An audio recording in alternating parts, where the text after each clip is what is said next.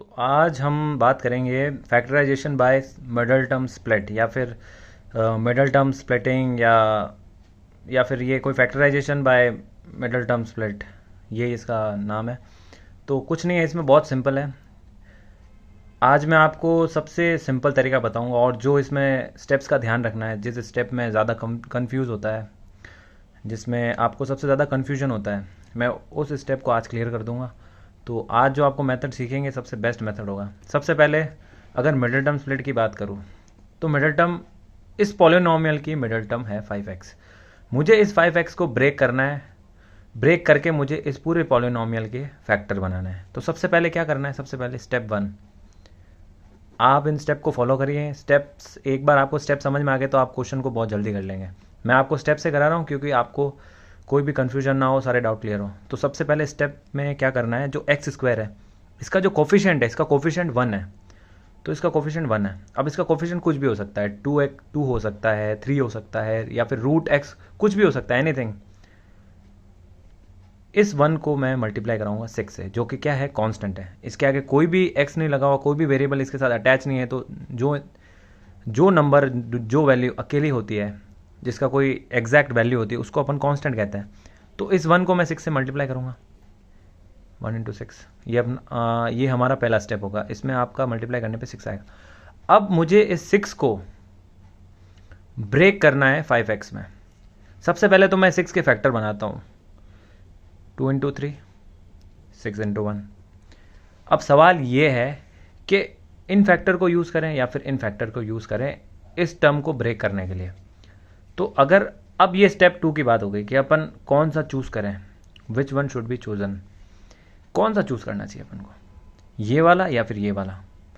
तो सबसे पहले तो पॉलिनोमियल को देखो, प्लस का 5x चाहिए अपन को, प्लस का 5x चाहिए। लेकिन सबसे इंपॉर्टेंट जो बात है, मैं 1 को प्लस 6 से मल्टीप्लाई करूंगा तो प्लस का 6 आएगा।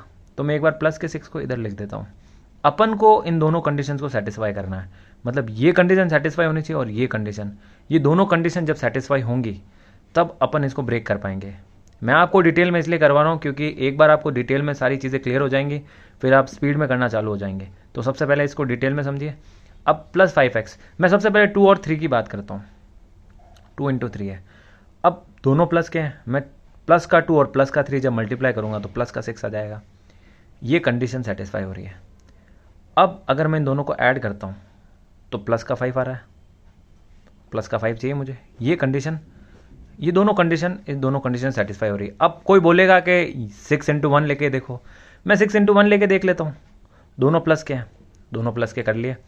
6 इंटू 1, दोनों के प्लस के, तो प्लस का 6, ठीक है, प्लस का 6 आ रहा है, सेटिस्फाई पहली कंडीशन। अब प्लस का 5x, यानी अब दोनों प्लस के लिए तो दोनों को ऐड भी प्लस में करना पड़ेगा मुझे। लेकिन यहाँ पे 7 आ रहा है और मुझे चाहिए 6, तो ये सॉरी, मुझे यहाँ पे 5 चाहिए और इधर 7 रहा है, तो ये गलत है, ये नहीं ले सकते अपन। यानी 6 और 1 का फैक्टर अपन यहाँ इस पॉलिनोमियल में यूज़ नहीं कर सकते, ठीक है। तो अब ये समझ में आ गया होगा आपको कि मैं 6 इंटू 1 क्यों नहीं यूज़ कर रहा हूँ। अगर आपको नहीं समझ में आया तो एक बार आप रिवाइंड करके देखें, आपको समझ आ जाएगा। तो अब स्टेप 3, अब तो वैसे ऑलमोस्ट क्वेश्चन सॉल्व हो ही गया है। मैंने क्या बोला था, आपको वाइजली चूज़ करना है कौन सा लेना है। अब इन दोनों को आपको देख के ही ये दोनों फैक्टर चूज़ करना है, ये वाला लूँ या फिर ये वाला लूँ। इन दोनों को देख के कैसे चूज़ करना है मैंने आपको बता दिया है। अब इन कंडीशन को ये सेटिस्फाई कर रहा है, प्लस का 2 और प्लस का 3।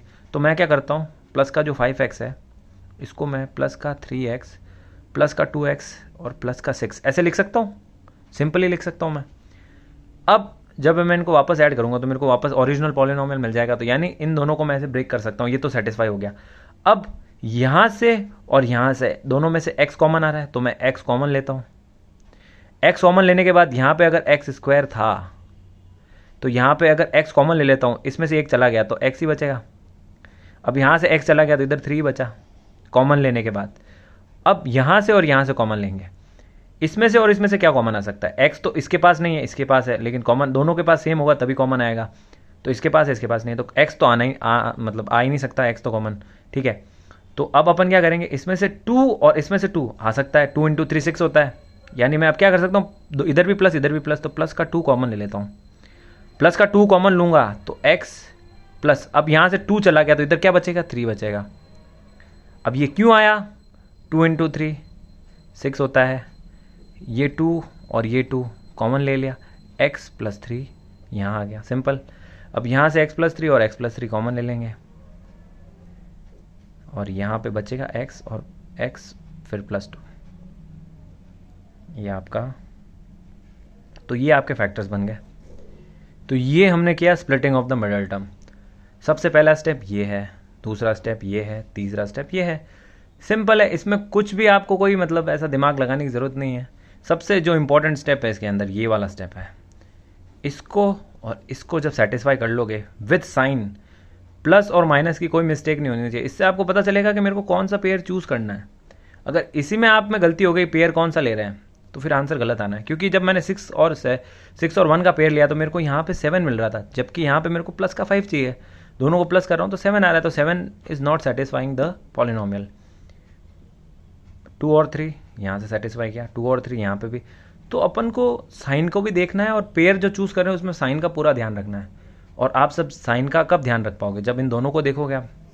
तो ये सबसे इंपॉर्टेंट चीज़ है। ये पूरा आपका जो है इसमें splitting of the middle term आपको हाथों हाथ, ये 3 स्टेप तो मैंने ऐसे बनाए हैं, जब आप इसके बहुत सारे जब प्रैक्टिस करेंगे तो आपका आई थिंक सब क्लियर हो जाएगा। तो थैंक यू।